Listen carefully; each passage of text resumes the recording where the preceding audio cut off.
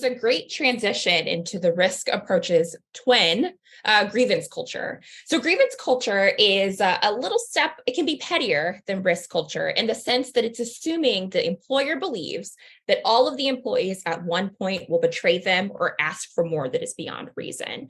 And when we have things that have that kind of language that go along with it, such as the assumption that your employees are just waiting to mess up, or the assumption that the employees are just waiting to request more that's reasonable or betray your trust, it creates this tension within your workplace in which the employers and the employees are posited as opposite ends and that they cannot find an agreement. Similar to managing risk, you'll need to have clear processes for reports of things such as bias, harassment, retaliation, and other workplace issues. But we also like to encourage folks to think of places of where we can build in some of that expansion. Where do we have things such as conflict support or protest procedure or intervention request?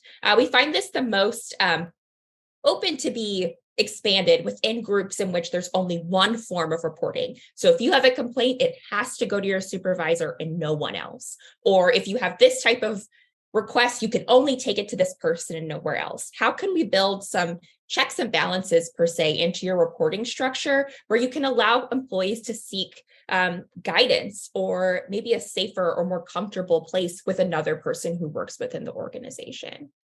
We also encourage employees to seek beyond what these kind of punitive measures can be. Sometimes we don't necessarily need to do a full intervention, but how can we do some informal conflict resolution? Where is there a space for restitution? It doesn't always need to be a punitive measure. It doesn't always have to be that because the AC was so cold that everything was ruined. It could be, let's be really careful of Marge in cubicle 3, who gets a cold when it is that cold on Wednesday afternoons.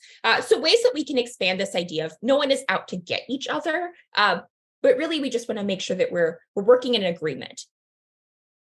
And I will transition that over to Bren for number 3.